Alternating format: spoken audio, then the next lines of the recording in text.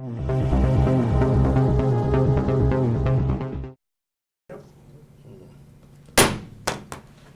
time I'll call the January 2nd, 2020 meeting to order for Dixon County Commission. Would you please stand and join in the flag salute?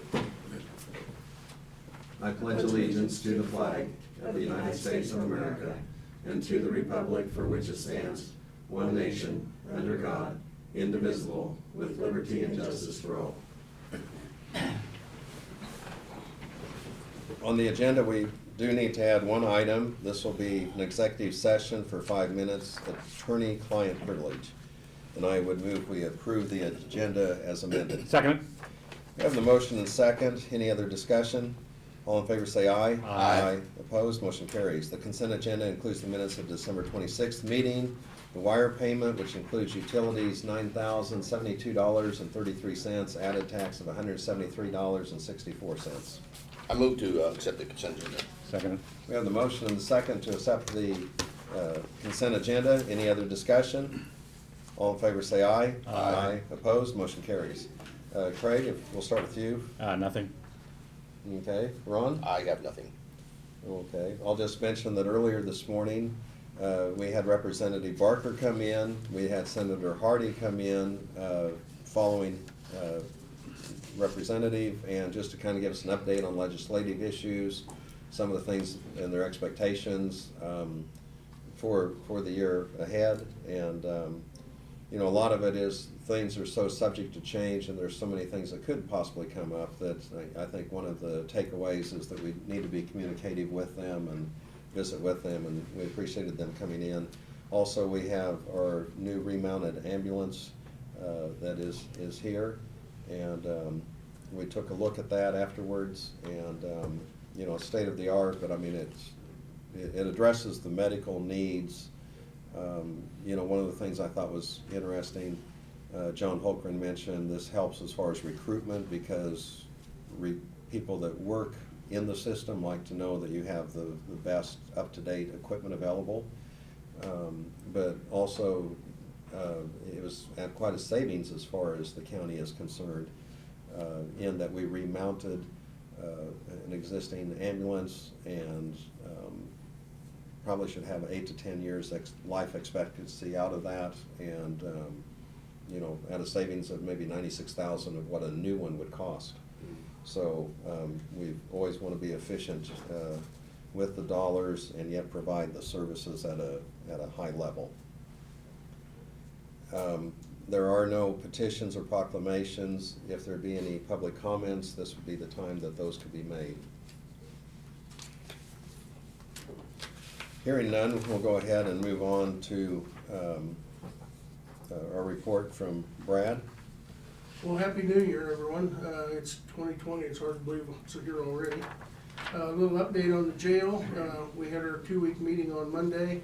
The sanitary sewer lines are all completed. As you saw out there, all the little white posts sticking up. This week they're currently working on the cast iron lines, which are the ones that go from the kitchen in those areas over to the grease traps, and they should have those done today or tomorrow. The storm drains are in the process of getting connected up to First Street. They'll have to dig in front of the county attorney's office when they do that. The remainder of the supplies for the public water service lines have arrived and will be installed soon, and that'll go over and be connected to the water line at First Street as well.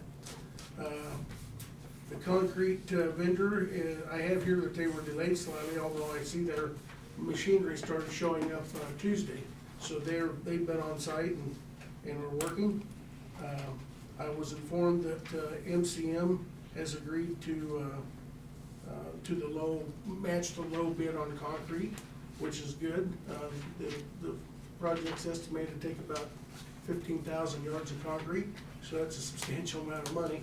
And I'd much rather see that come from local vendors than somebody outside the county. So, and if you've been in the basement, there's some big cabinet equipment down there, which is a UPS, uninterrupted power supply equipment, that when both projects, phase 1 and 2 are done, that will be what will serve for battery backup for any computers in the courthouse that get battery backup for service. And we won't have to have numerous ones all over for our people to maintain and keep batteries in. They told us Monday that the structural steel is in Salina, sitting on the ground, waiting to be delivered. They've gotten photographs of it, so we'll be getting a bill for that. It's purposely going to another mill. The work continues in the old garage area and getting ready to pour the concrete in there. I'm continuing to work with Goldberg on the relocate options for Sturl Hall to see what we can get in out there. And I provided you an updated schedule in your packet of work, which, as we talked earlier in the work session, shows the end of November of this year to be completed as it's scheduled for right now. And that schedule kind of shows you a breakdown of each one of the different components in the project by date range, where we'll be at. So things are progressing well, albeit it seems like it's going slow, but I think it's typical of any project of that magnitude, so. Next week, we will have on your agenda to appoint Jim Harbaugh as trustee for Banner Township. Joe Barton was in and talked to me Tuesday, and he had met Mr. Harbaugh, and I've known Mr. Harbaugh for many years. I think he'll be a good addition to the township board. He is, it's my understanding that he has agreed to serve as trustee, and so we'll put that on the agenda for next week. I also provided you a finalized bid from TBS Communications for the radio upgrade, equipment and upgraded dispatch. If you remember, I told you a while back that we were approved for a grant from the Kansas 911 Coordinating Council for $160,000. That's what the initial bids were. Once that was approved, then we went back and we kind of honed it down a little bit, and there were a few things that they had in there that we didn't think we needed. And so it, as you can see, that price has dropped slightly. So we'll have that on your agenda to approve next week, and we'll move forward on that. That is replacing radio equipment and dispatch that was installed in April of 2000. So we've gotten 20 years out of it. So it's still functioning, but you know, how long do you want to roll the dice is the question. So.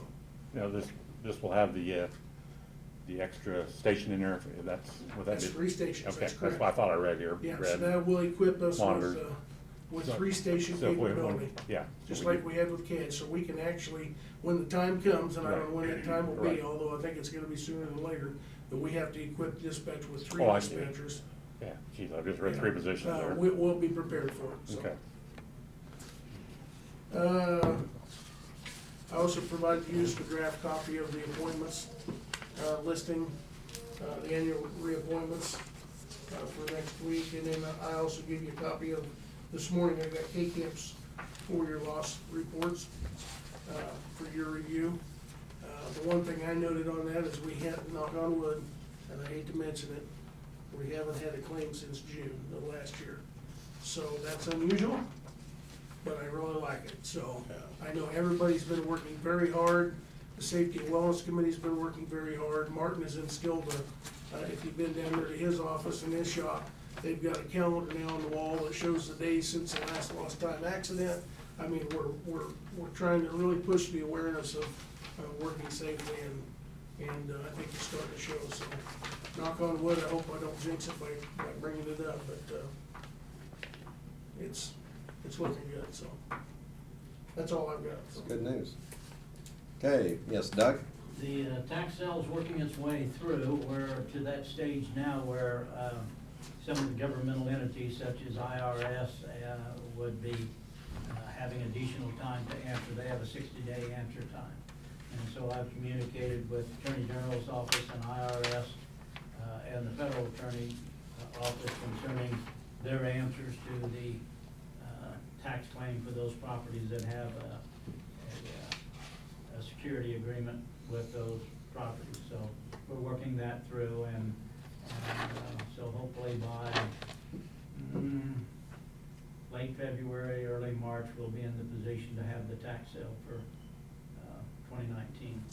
And we did have a notice from Pew Attorneys on a property that I think they were questioning on who was in charge of the property or transfer and so on. So you're aware of that and? Was that the one you gave me last time? Yes. Yes, I've taken care of that already. Okay, good. Okay, I'll go to notices and communications. We have a card to the county commission, and it's a happy holidays from Nikki and Rhonda. We also have one from DG Consultants.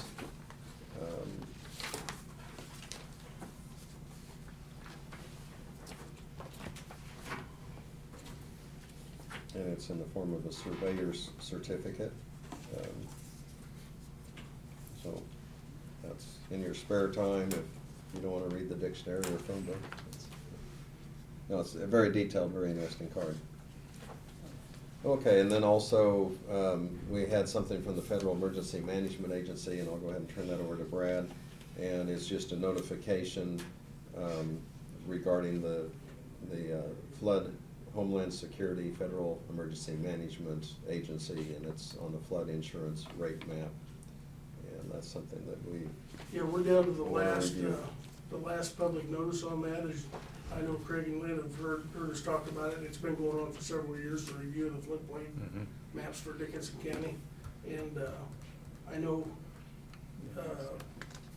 solely due to the benefit of John Goff and having him review that and work on that when he was here, we were able to reduce the scope of the floodplain maps tremendously throughout our Solomon and Chapman and the county and Abilene. So I think the new maps will be extremely favorable for the county when they come out, so.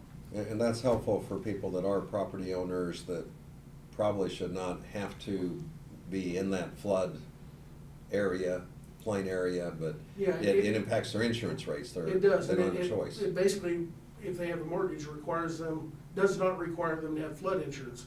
Now, what we've said all along is we would never suggest you don't have insurance, let alone flood insurance. But it gives you the option that you can make the choice whether you want to or not, and you're not required, so. Okay. Well, I'm assuming too, then, that even if you're not in floodplain, if you do get flood insurance, it wouldn't be as high. That is exactly That's correct, right. yes. It's tremendously Yeah, lower.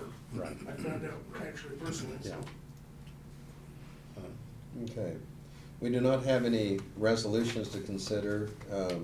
No unfinished business will go on. The only thing we have left, other than adjournment, is attorney-client privilege. And I'd go ahead and move that at 11:14, we go ahead and enter executive session for attorney-client privilege for 5 minutes, and include the attorney and our administrator. I'll second it. We have the motion and the second. Is there any further discussion? All in favor say aye. Aye. Opposed, motion carries. And we'll go ahead and clear the room so we can start at 11:14. It's now 11:19. I would move that we return to regular session from executive session and make that motion. I'll second it. We have the motion and the second to return to regular session from executive session. Any other discussion? All in favor say aye. Aye. Opposed, motion carries. We're back in regular session.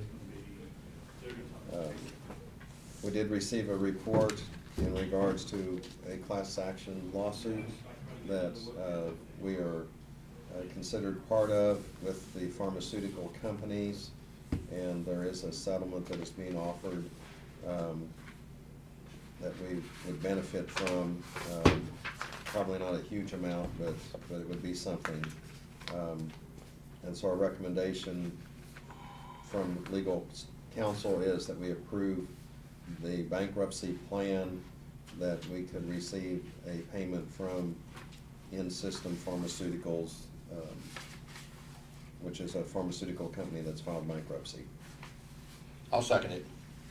Okay, we have the motion and the second to be part, to accept the plan. Any discussion or questions?